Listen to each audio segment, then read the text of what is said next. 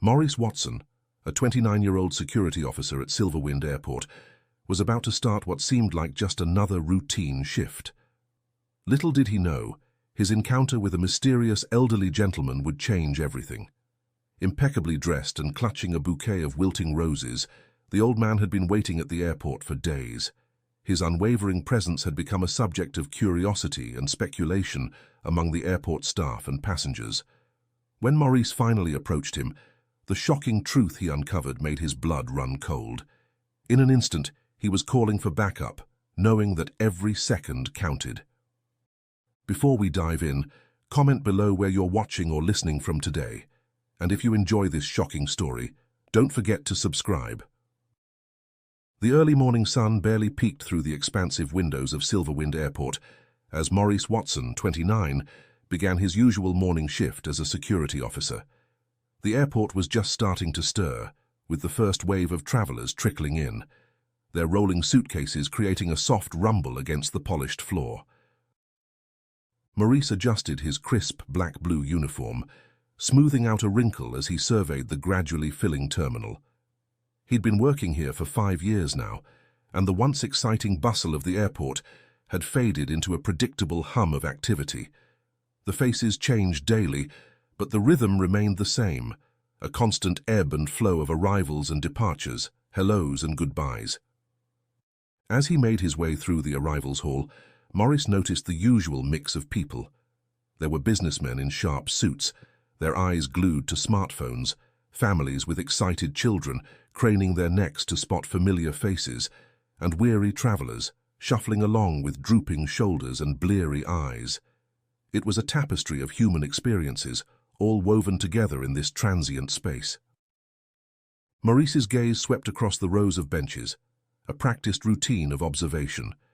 That's when he first noticed him, an elderly man, likely in his 80s, sitting alone on one of the benches. There was something about him that made Maurice pause for a moment. The man was impeccably dressed in an elegant beige jacket that spoke of care and dignity. His posture, though slightly stooped with age, retained a certain pride.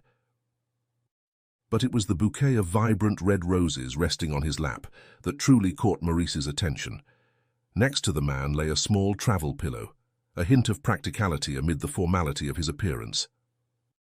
As Maurice watched, the elderly man's eyes scanned the crowd, a mixture of hope and anxiety evident in his gaze.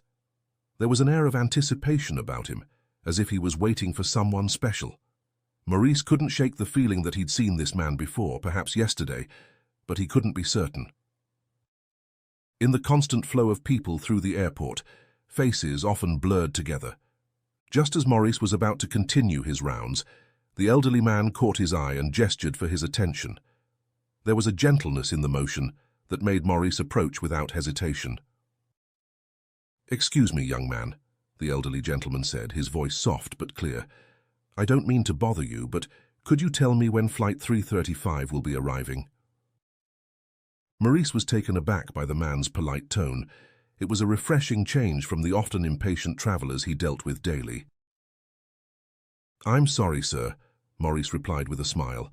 "As security, I don't have access to the flight schedules, but if you look over there," he pointed to a large digital board on the far wall, "you'll find all the arrival times listed." The elderly man's face lit up with gratitude. "Oh, thank you so much. I'm terribly sorry to have disturbed you.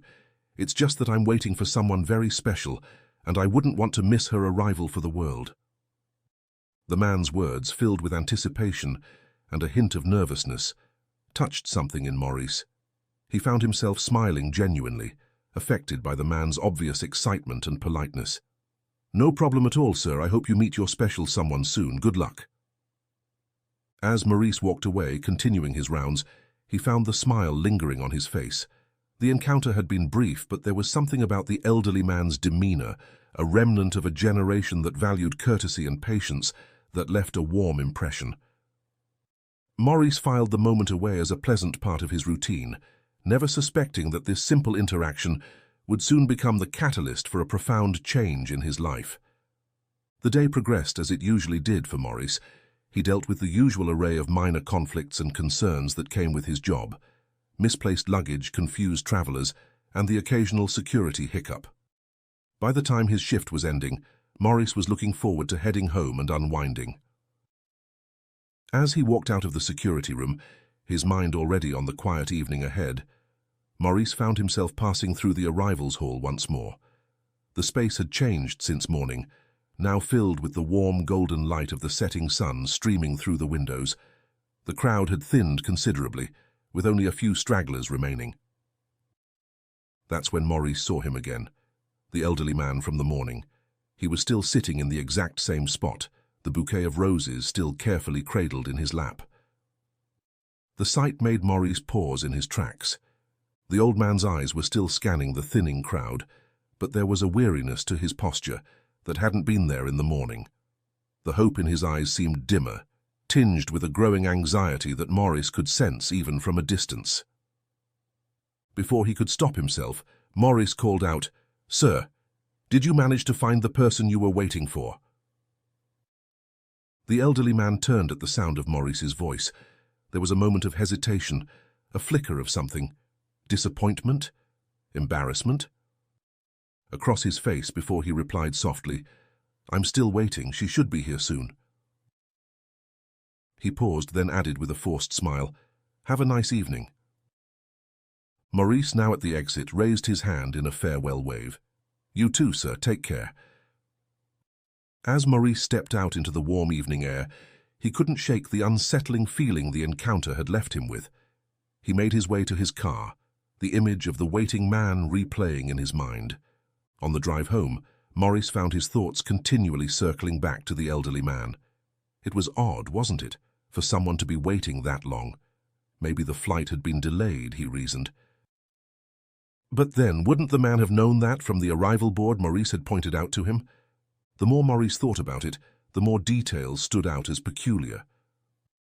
The travel pillow the man had with him, was that a sign he had been prepared for a long wait, or could it mean something else entirely? Maurice briefly entertained the idea that the man might be homeless, seeking shelter in the airport, but that theory didn't fit with the man's elegant attire and the carefully maintained bouquet of roses. Maurice shook his head, trying to dispel the thoughts. It was probably nothing, he told himself, just an unfortunate delay or mix-up. These things happened all the time in airports. Still, as he navigated the evening traffic, Maurice couldn't completely banish the image of the elderly man, sitting alone and waiting, from his mind. Maurice's apartment was quiet, save for the soft hum of the refrigerator and the occasional car passing on the street below. He sat at his small dining table, pushing the remains of his reheated lasagna around his plate. The TV droned on in the background, but Maurice wasn't really watching it. His mind kept drifting back to the airport, to the elderly man with his bouquet of roses. He pulled out his phone, scrolling through social media without really seeing it. Usually this nightly routine helped him unwind, but tonight it felt hollow. The posts and photos of his friends and acquaintances seemed trivial compared to the mystery that had planted itself in his mind. Maurice put his phone down and leaned back in his chair, rubbing his eyes. He tried to rationalize the situation again. Airports were places of waiting, after all. Delays happened all the time. The old man's loved one could have been stuck in transit, or there could have been a miscommunication about arrival times. But something about that explanation didn't sit right with Maurice. The man had been there in the morning, and he was still there when Maurice left in the evening. That was an awfully long delay, wasn't it? Maurice got up and started pacing his small living room. He replayed the interactions in his mind, searching for clues he might have missed. The man's polite demeanor, the careful way he held the roses, the mix of hope and anxiety in his eyes. It all painted a picture of someone eagerly anticipating a reunion. But then why hadn't anyone come? As he paced, Maurice's eyes fell on a framed photo on his bookshelf. It was a picture of him with his late grandmother, taken just a few months before she passed away. The sight of it stopped him in his tracks. His grandmother had been alone in her final years, her children busy with their own lives, her friends gradually passing on. Maurice remembered the loneliness he'd seen in her eyes sometimes, even when she smiled and insisted she was fine. The memory sent a pang through his heart. Was that what he'd seen in the old man's eyes? Not just anticipation, but a deeper, more profound loneliness. Maurice shook his head, trying to dispel the thought. He was projecting, wasn't he? Seeing connections where there might not be any. And yet, he couldn't shake the feeling that there was more to the story than a simple, delayed meeting. As he got ready for bed, Maurice found his thoughts continually circling back to the airport. He brushed his teeth mechanically, his mind replaying every detail of his encounters with the elderly man. The polite way he'd asked about the flight, the gentle grip on the bouquet of roses, the weary but hopeful look in his eyes at the end of the day. Maurice climbed into bed, hoping that sleep would provide a respite from his swirling thoughts. But as he lay in the darkness, staring at the ceiling, sleep eluded him. The image of the old man sitting alone on that bench kept floating before his eyes. What if the person never came? What if the old man was still there, waiting through the night? The thought made Maurice's stomach clench with worry. He rolled over, punching his pillow in frustration. This was ridiculous. He didn't even know the man. Why was he so bothered by this? But deep down, Maurice knew why. It was the vulnerability he'd sensed, the quiet dignity in the face of what might be crushing disappointment. It reminded him of his grandmother in her final years, of the loneliness that could engulf the elderly when the world moved too fast around them. As the night wore on, Maurice drifted into a fitful sleep. His dreams were a confused jumble of airport terminals and lonely benches, of wilting roses and missed connections. Through it all, the figure of the old man waited, a silent sentinel in a sea of transient faces. When Maurice's alarm went off the next morning, he awoke feeling unrested, the unease of the night still clinging to him like a shroud. As he got ready for his shift, he made a silent promise to himself. Today he would get to the bottom of this mystery. He owed it to himself and to the kind old man who had stirred something deep within him to find out what was really going on. The early morning air was crisp as Maurice made his way into Silverwind Airport. He'd arrived earlier than usual, driven by a mixture of curiosity and concern that had followed him from his restless night. The airport was quiet at this hour, with only a handful of early travelers and the night shift staff preparing to clock out. As Maurice walked through the arrivals hall, a sense of déjà vu washed over him. His steps slowed as he approached the area where he'd seen the elderly man yesterday. From a distance, he could make out a figure on the same bench, and his heart began to race. Drawing closer, Maurice's suspicions were confirmed. It was indeed the same elderly man, but the sight of him now made Maurice's chest tighten with concern. The man was asleep, his head resting on the small travel pillow Maurice had noticed yesterday. The bouquet of roses, now noticeably wilted, still lay in his lap, protected even in sleep by loosely curled fingers. Maurice stood there for a moment, taking in the scene. The man's elegant beige jacket was slightly rumpled now, his polished shoes scuffed from a day of waiting. In sleep, his face looked older, more vulnerable. The lines of worry and hope that had animated it yesterday, now slack with exhaustion. A wave of emotions washed over Maurice, concern, sadness, and a growing sense of unease. This man had clearly spent the night in the airport. While it wasn't unheard of for people to wait long hours for delayed flights, spending the night went beyond the usual. Something was definitely wrong here. Maurice was tempted to wake the man, to ask him what was going on, and if he needed help. But he hesitated, looking at the peaceful face of the sleeping elderly man. After what had likely been a long and disappointing day of waiting, followed by an uncomfortable night on an airport bench, Maurice couldn't bring himself to disturb what little rest the man was getting. Instead, Maurice continued to his security room, his mind churning with questions and concerns. As he changed into his uniform, he couldn't shake the image of the sleeping man from his mind.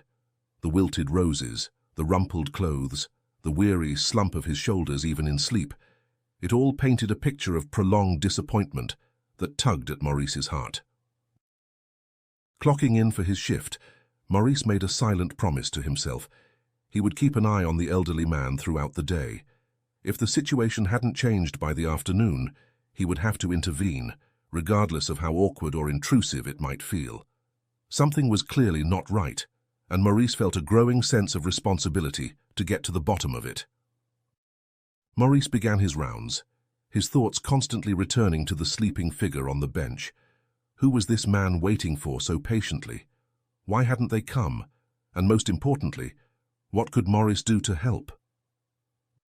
The day stretched ahead, filled with the usual tasks and responsibilities, but for Maurice it was now underscored by a quiet tension. He found himself glancing at the clock more often than usual, counting down the hours until he could check on the elderly man again. In quiet moments between his duties, Maurice found himself imagining various scenarios. Maybe the man was waiting for a long-lost love, reuniting after years apart.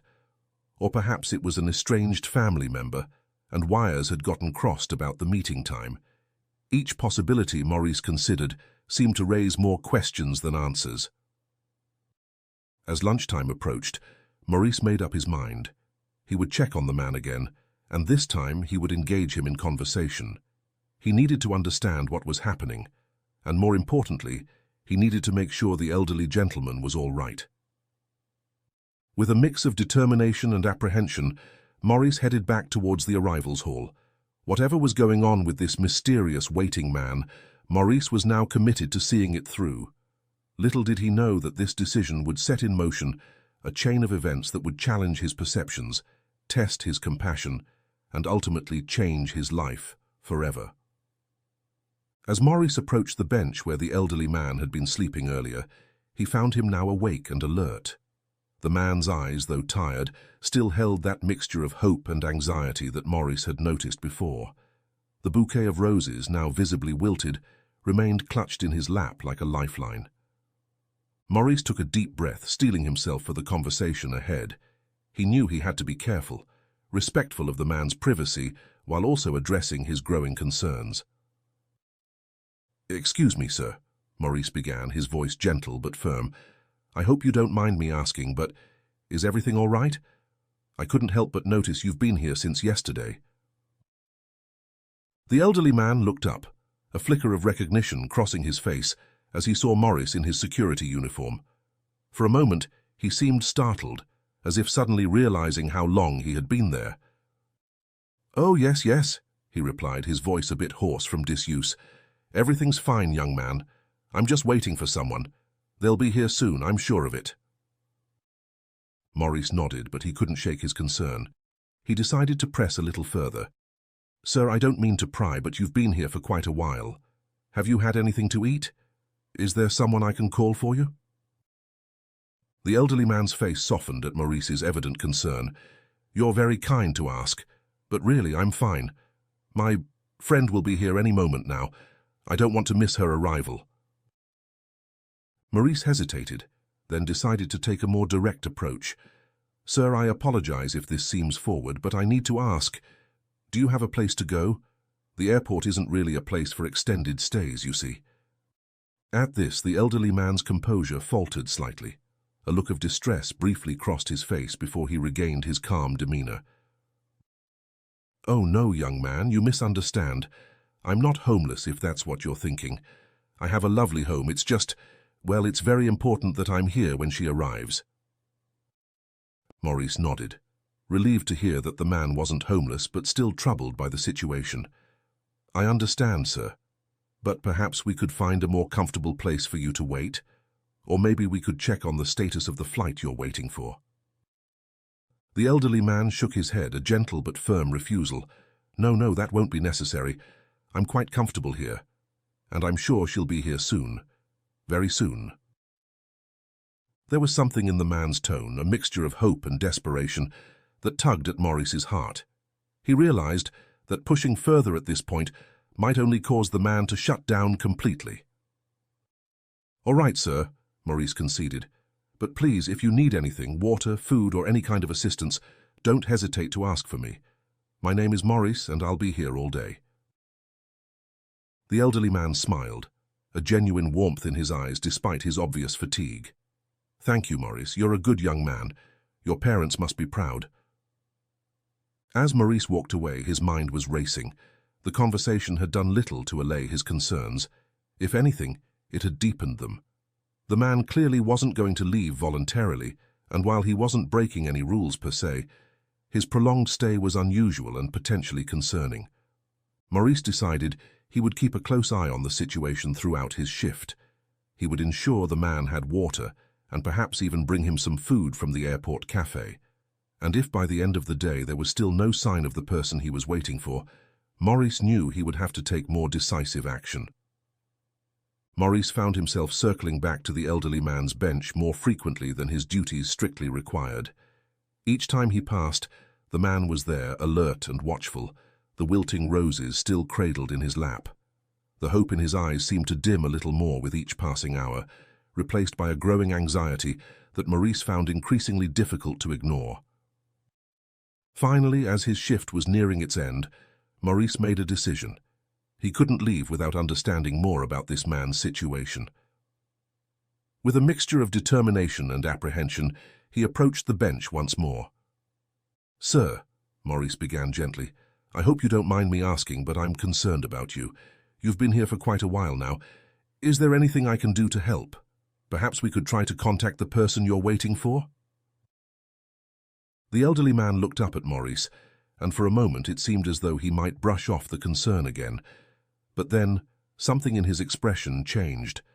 The facade of patient waiting crumbled, revealing a vulnerability that made Maurice's heart ache. "You're very kind, young man," the elderly gentleman said, his voice quavering slightly. I suppose it wouldn't hurt to talk about it. My name is Harold, by the way. Harold Thompson." Maurice sat down next to Harold, maintaining a respectful distance but close enough to hear the man's soft voice. "It's nice to meet you properly, Mr. Thompson. I'm Maurice Watson. Can you tell me about the person you're waiting for?" Harold's eyes lit up, a smile playing at the corners of his mouth. "Her name is Alejandra.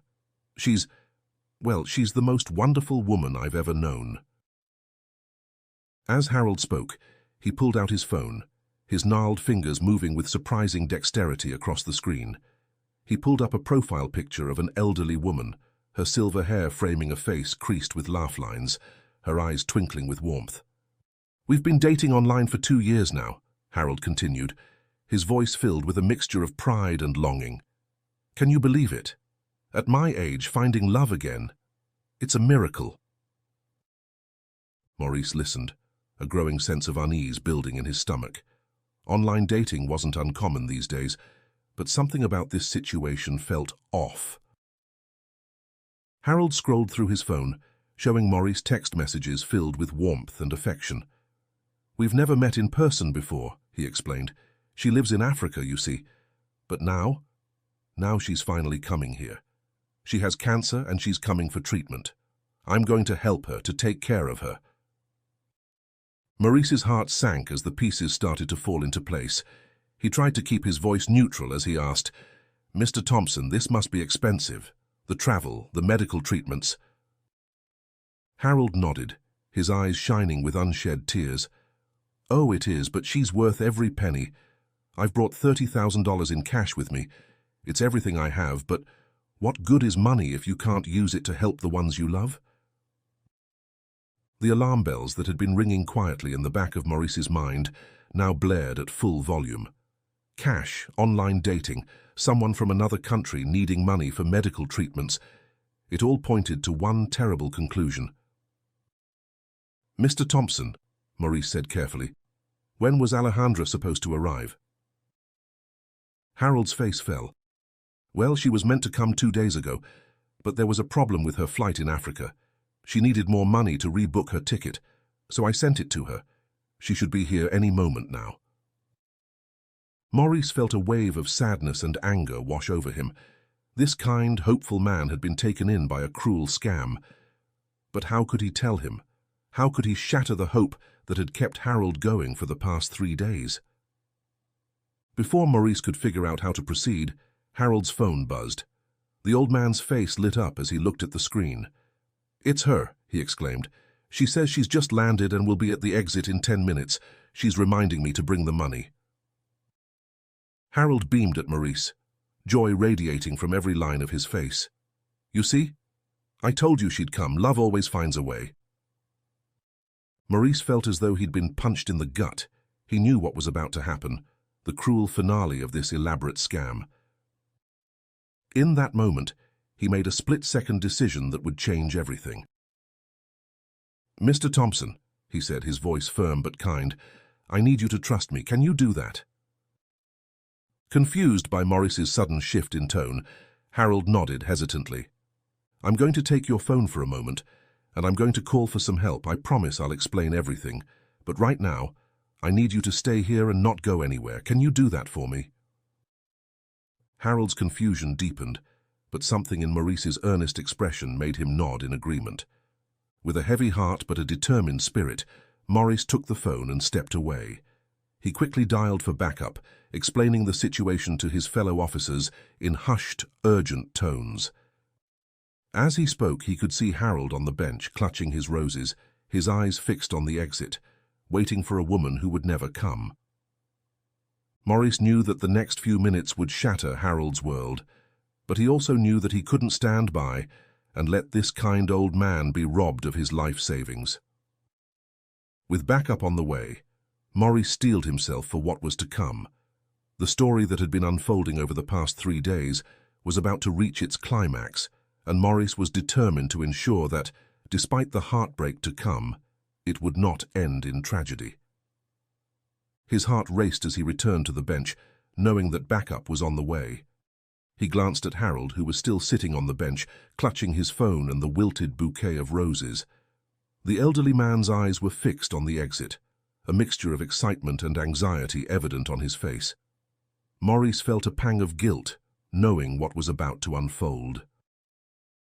Within minutes, Maurice's fellow officers began to arrive. They were dressed in plain clothes, blending seamlessly with the crowd of travelers. Maurice watched as they took up strategic positions near the exit, their movements casual but purposeful.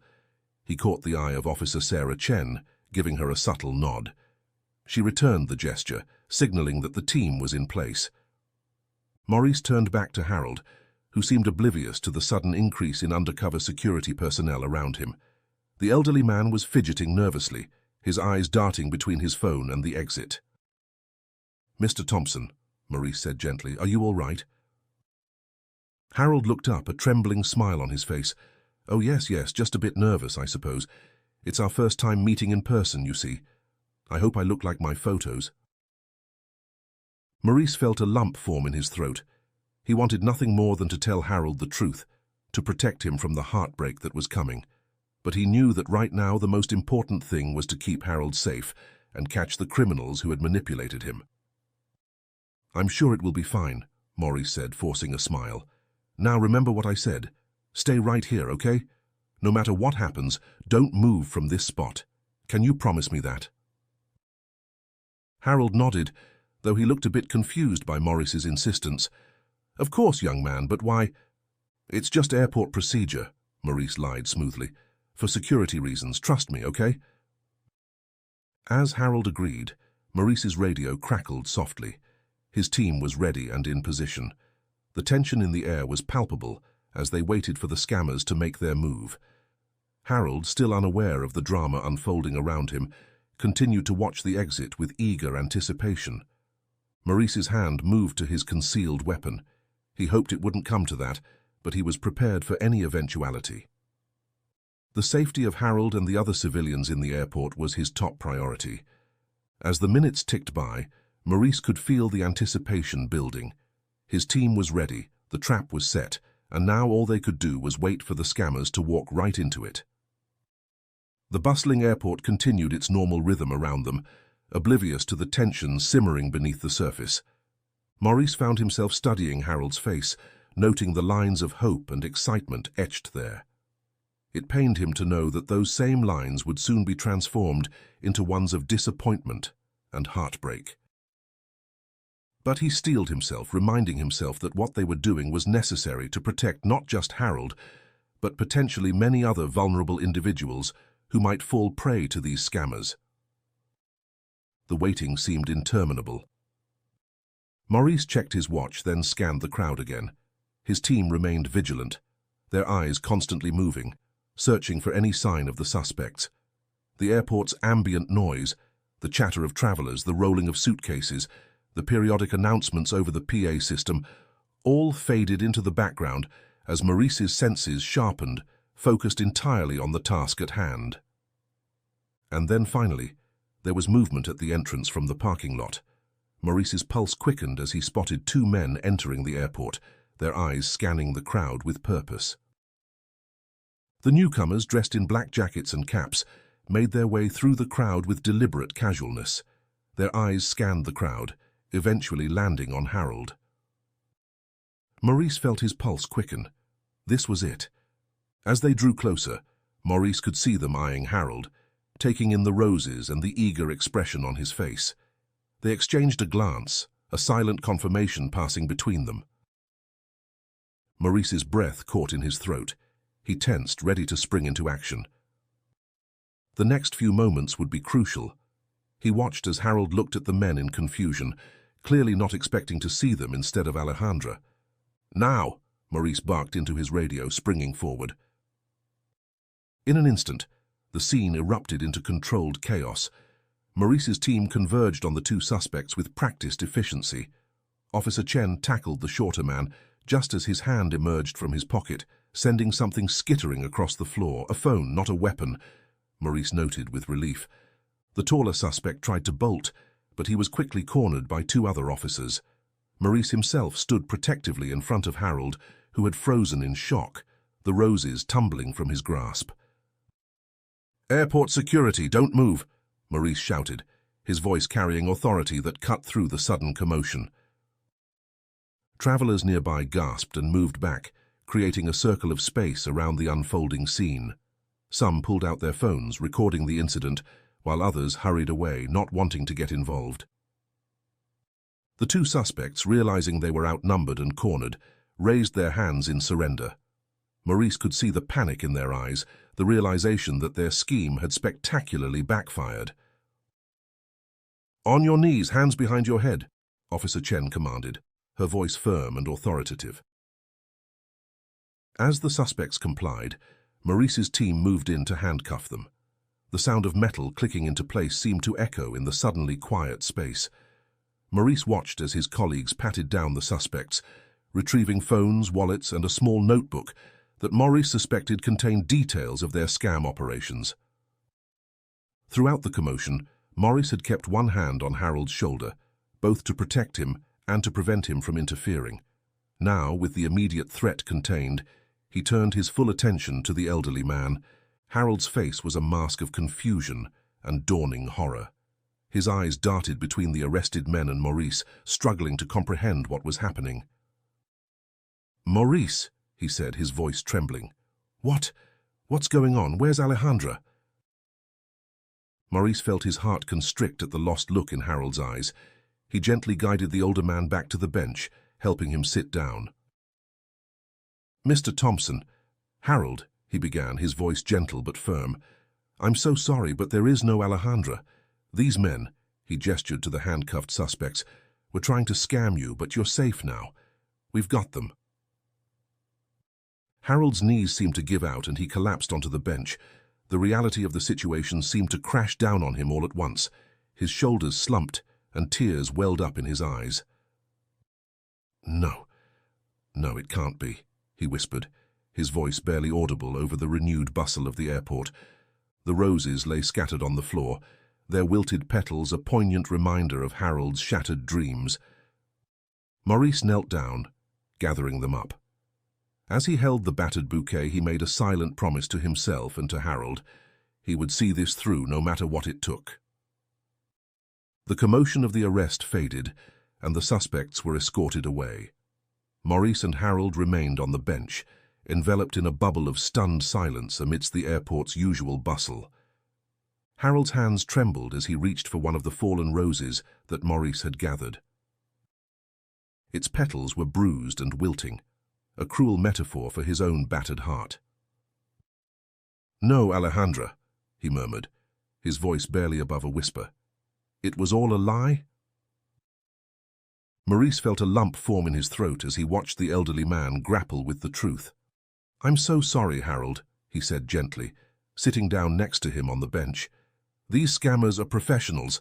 They prey on kind-hearted people like you. It's not your fault." But Harold wasn't listening. His eyes were fixed on his phone, which he'd pulled from his pocket with shaking hands.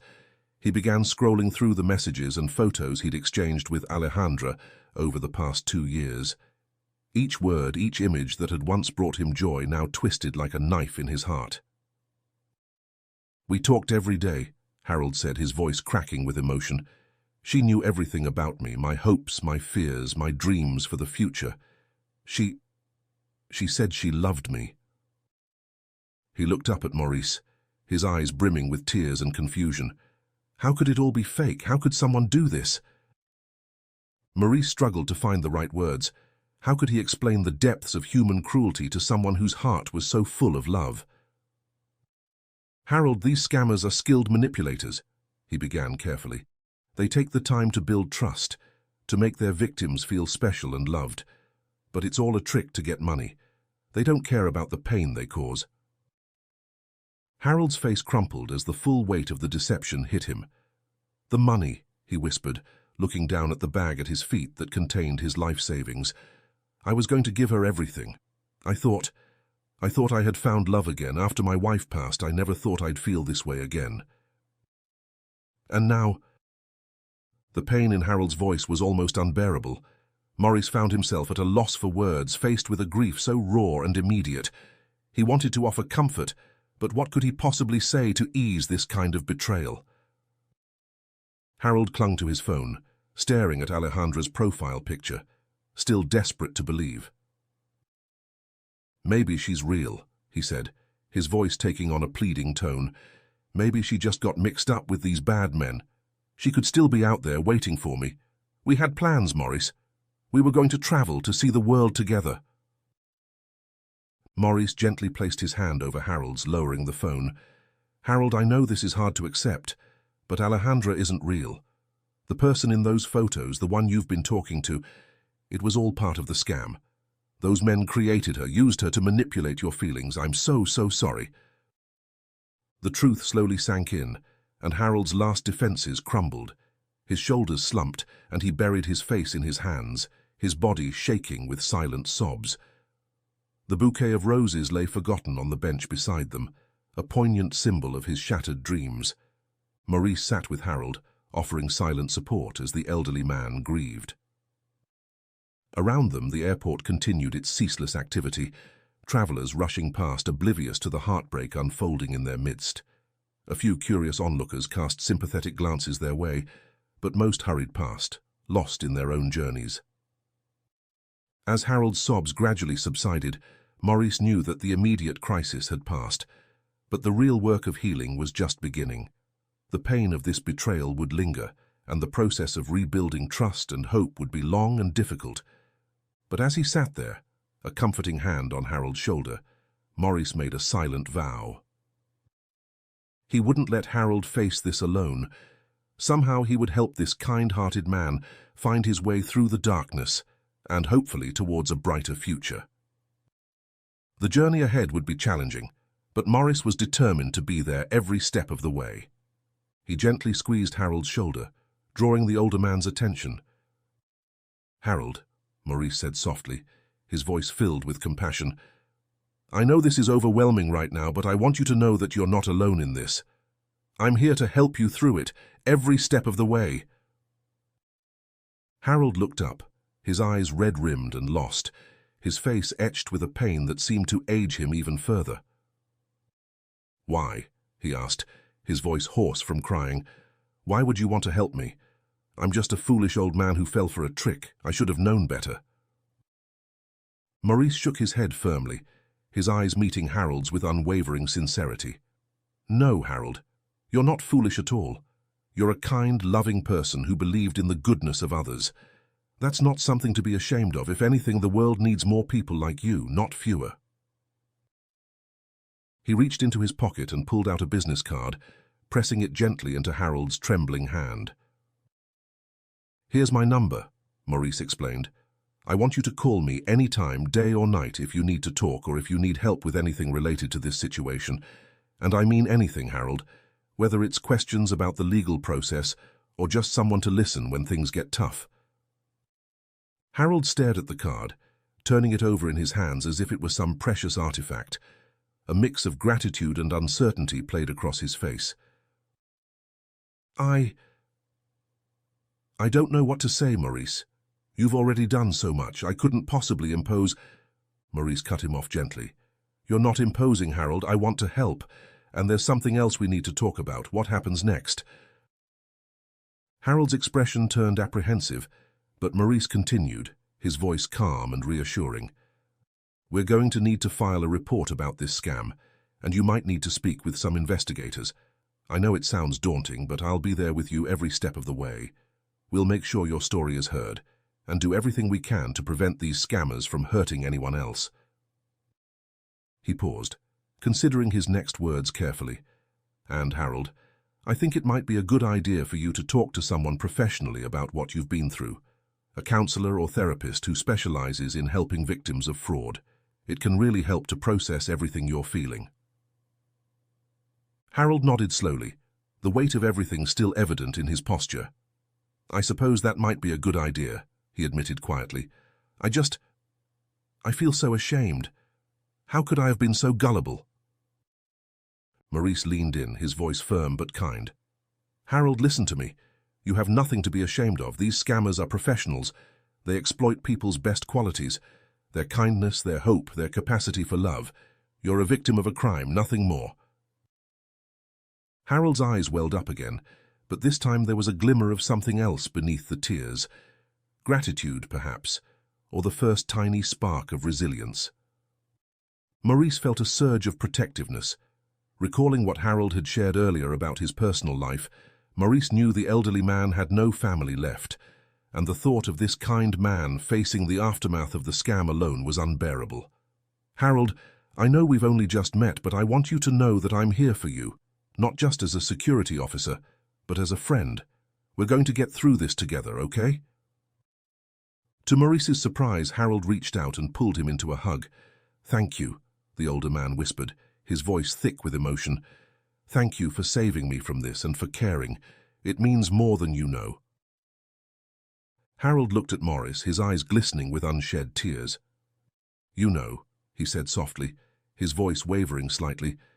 I had started to think the world had changed too much, that young people today didn't care about us old folks anymore.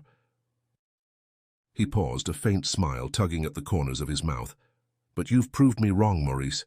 There's still kindness out there. Maurice felt a warmth spread through his chest at Harold's words. There's plenty of good people in every generation, Mr. Thompson. We just have to look out for each other. Maurice stood up, offering his hand to Harold. Come on, he said gently.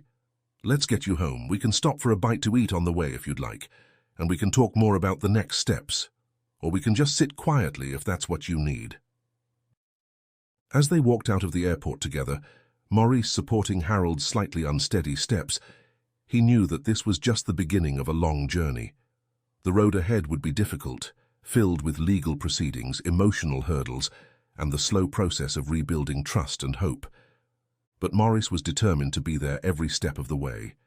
He had entered this situation as a security officer doing his job, but he was leaving it as a friend, committed to helping Harold navigate the challenging times ahead.